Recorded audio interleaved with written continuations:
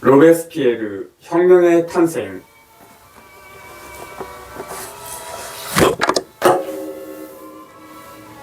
테르미도르 9일 1794년 7월 27일 정오경 생제스트가 회의장에 들어와 연단에 올랐다.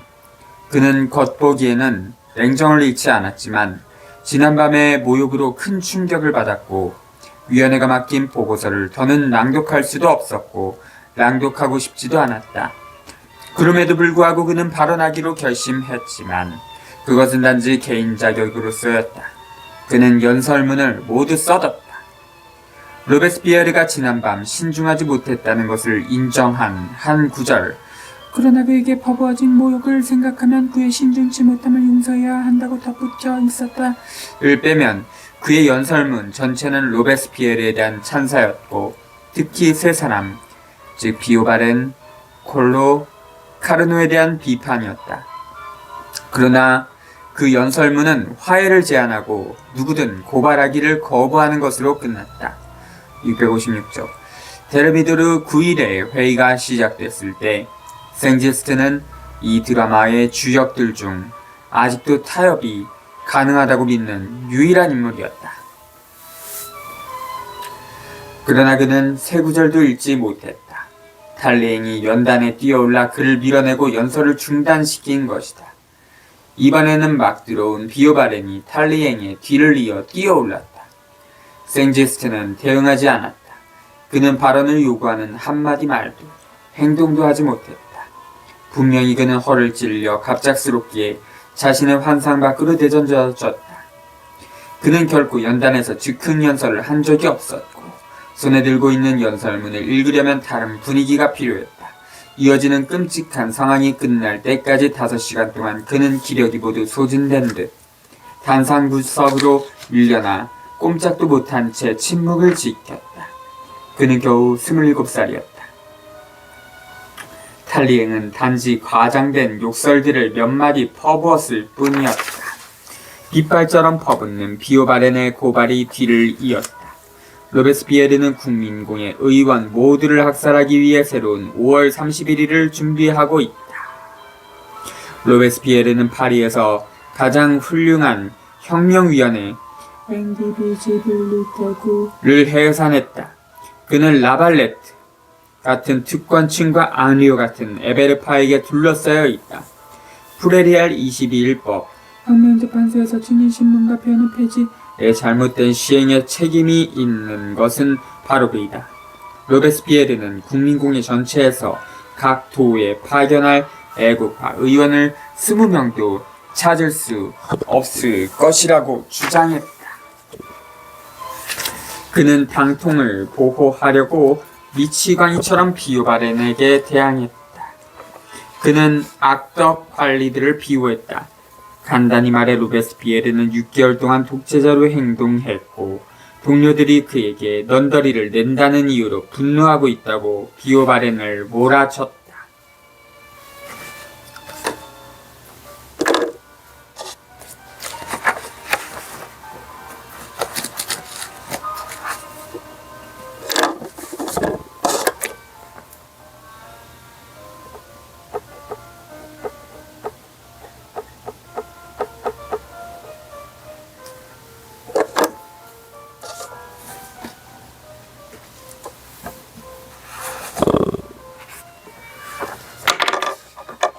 로베스피에르가 답변하려고 연단으로 돌진했다. 준비된 외침이 이렇다.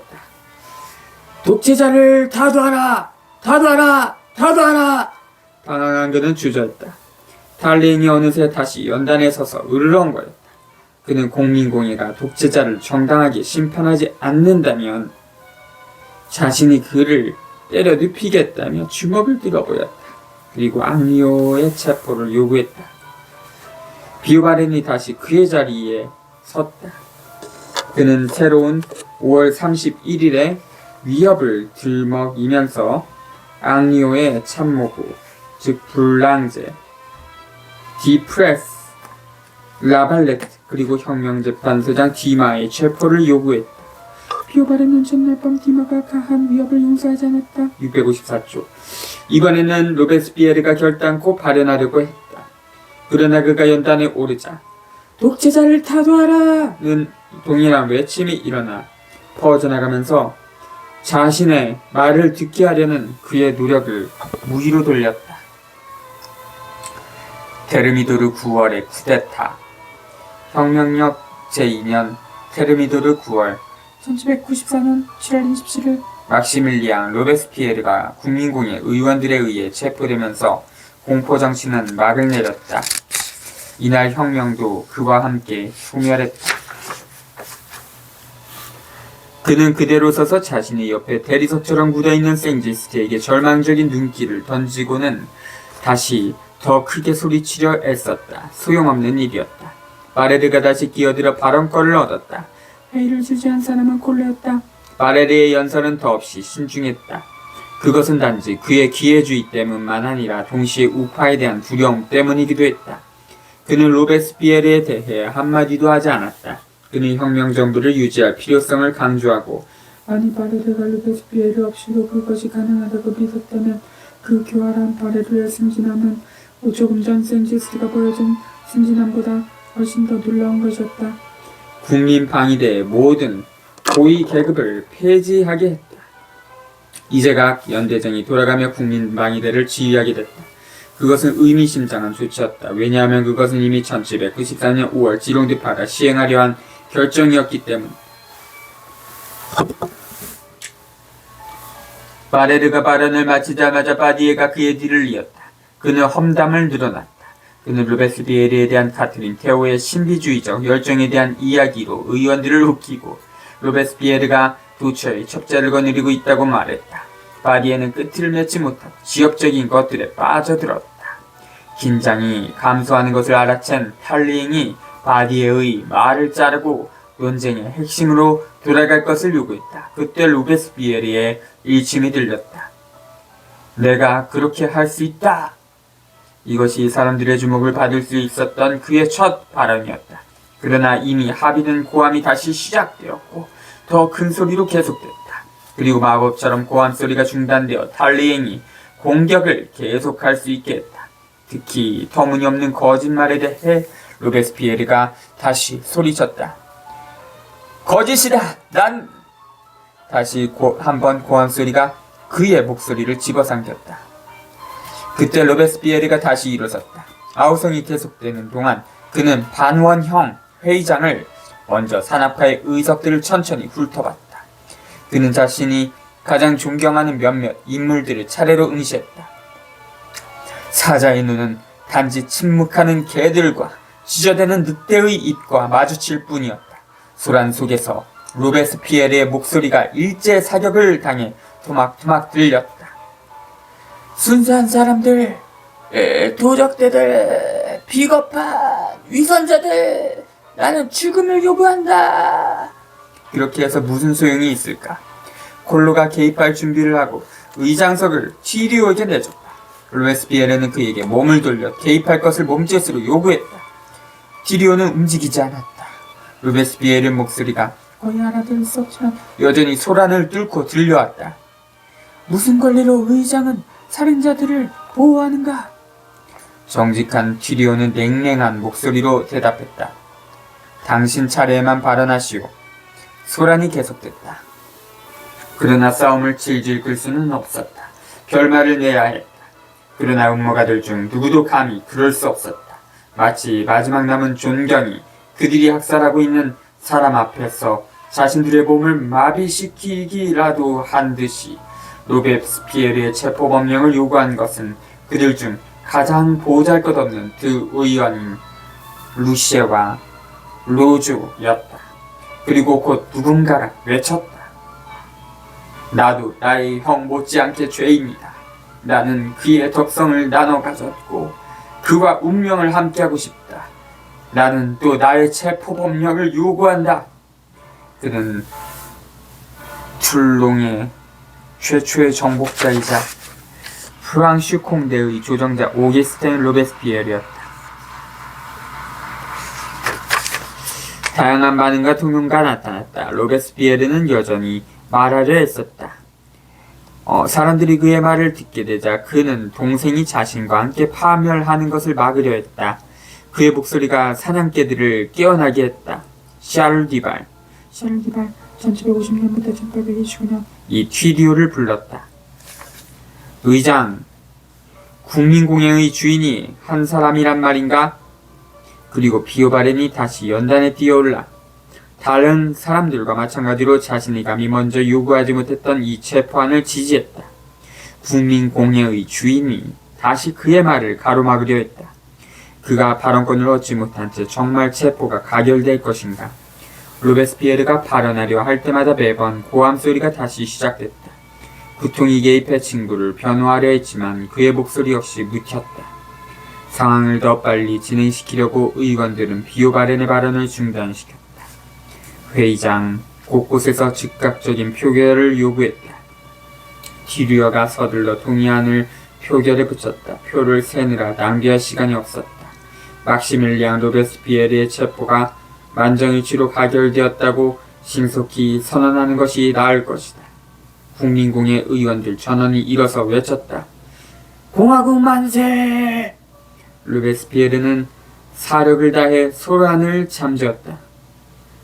공화국이라고? 공화국은 사라졌다! 강도들이 승리했다! 성공을 눈앞에 두고 멈춰서는 것은 위험한 일이 될 것이다. 불멸의 루시가 지금 이루어진 표결을 쿠통, 생지스트, 오기스텐 로베스피에르에게도 적용할 것을 요구했다. 그때 또 다른 형제의 목소리가 들렸다. 나는 이 치욕스러운 법령에 동참하고 싶지 않다.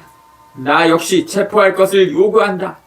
그것은 생지스트와 함께 파견 의원의 임무를 수행했던 엘리자베트 디플레의 남편 필리프 르바였다. 그런 것은 아무래도 상관없다. 프레동이 연단에 섰다. 툴롱에 파견됐던 극단적 공포주의가 프레동은 몇 주 후 기공자단이라는 왕단파 조직을 만들고 그 우두머리가 된다. 그는 무장 해제된 모든 자코뱅을 몽둥이로 때려눕히는 영웅적인 기술인 파리 대로상에서의 자코뱅 사냥이라는 새로운 스포츠를 발명해낸다. 그러나 오늘 그는 다음과 같은 말로 장엄하기 시작한다. 조국과 자유는 폐허로부터 빠져나올 것입니다. 루시에 1755년부터 1813년 콜레주 교사 출신의 국민공예 의원 로베스피에르의 체포법령을 요구했지만 테르미드를 이후 계속 공포정치를 옹호했다. 디플레 엘리자베스 디플레 로베스피에르의 하숙집 주인 모리스 디플레의 작은 딸 엘리자베트의 언니 엘레오노르는 로베스피에르의 약혼자였다. 귀공자단 주미스 돈 1795년 자코뱅에 대한 공격으로 악명을 얻은 젊은이들을 일컫는 말 인크로야블스 뮤스카틴 오스강스러운 멋쟁이들이라는 의미이라고도 불렸다. 대략 2,000에서 3,000명 정도로 추정되며 거리에서 몽둥이를 들고 자코뱅을 추적하거나 자코뱅 클럽을 공격하고 국민공예에서 소란을 피워 파레드, 비오바렌, 콜로, 벨브라, 바디에 등 전 공포 정치가들의 기소를 결정하게 하기도 했다. 플레로, 탈리잉 등 테르미드를 파는 정치적 목적을 위해 이들을 이용했다. 너무한 노릇이었다. 로베스피에르는 절망적인 시도로 목이 쉬었지만 소용없는 일이었다. 합의된 소란이 여전히 완벽하게 그의 목소리를 집어삼켰다. 프레동은 곧장 본론으로 들어갔다. 로베스피에르, 구통, 생지스트의 독재 3두정이 존재했다고 단언했다. 특히 구통은 피에 굶주린 호랑이다. 그는 왕자에 오르기 위한 계단마다 우리의 시체를 바치고자 했다. 우리와 같은 웃음소리가 그의 말을 잘랐다. 불구의 영웅이며 전신이 마비된 중환자로서 다른 사람들이 미는 바퀴 의자를 타고 이동해야 하는 사람 구통이었다. 그가 보기에 푸레롱의 생각은 경탄할 만한 것이었다. 내가 왕자에 오르고 싶었다. 내가! 보안위원회 엘리 라코스트가 재빨리 당황한 푸레롱의 자리를 대신했다.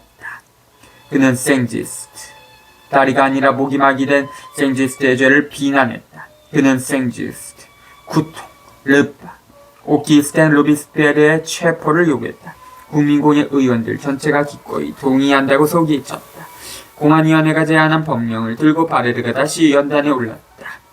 법령은 국민공회 의원들은 막시밀리앙 로베스피에르, 오기스텐 로베스피에르, 루이 앙투안 생쥐스트, 조르지 쿠통, 필립 르바, 그리고 디마, 앙리오, 블랑즈, 라발렛, 디플레스, 도비니, 육군부 관리, 그리고 프로스페르 시자, 그는 포병들의 파리 철수를 비난했다의 체포를 포함하는 것이었다.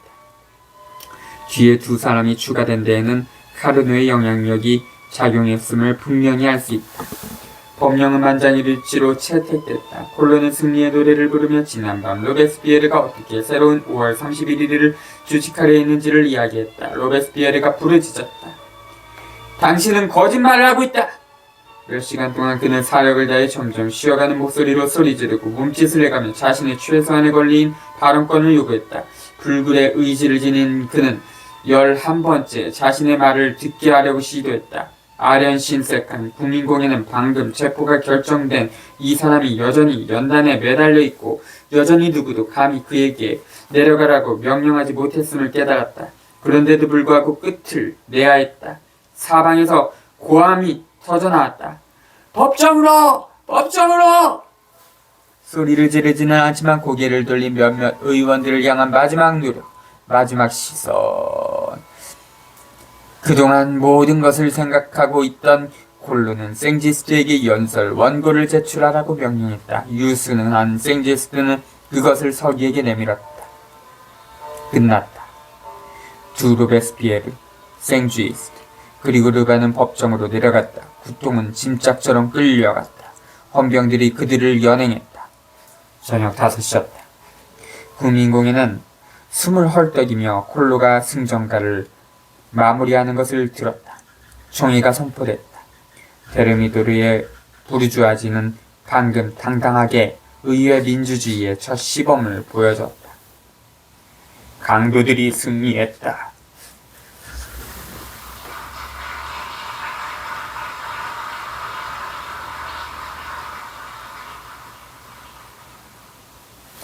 다섯 시경 회의 소식이 꼬민에 알려졌다. 파리 시장 레스코플레리오가 산악파의 인권선언문을 들고 핵심적인 조항을 엄숙하게 낭독했다. 정부가 민중의 권리를 침해할 때 반란은 민중에게 가장 신성하고 프리로 불가결한 의무다. 다시 한번 파리 꼬민은 민중에게 자유를 구하라고 촉구했다. 파양과 앙리오가 수행할 임무와 내려야 할 지침을 나눠 맡았다. 방책이 세워졌다. 비상신호와 경종이 울리고 각 구가 시청에 소집됐다.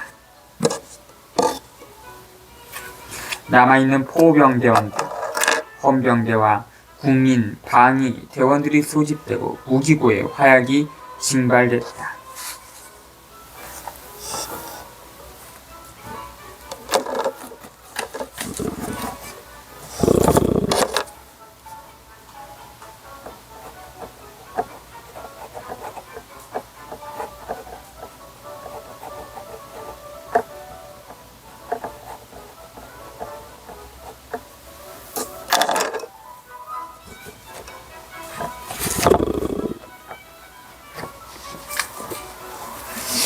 앙리오는 이러한 1차적인 조치들을 취하고 나서 체포된 5명의 의원들, 그들은 보안위원회의 방들로 인정됐고 따라서 아직 딜르디 군에 있었다 를 구출하려 가려 했다.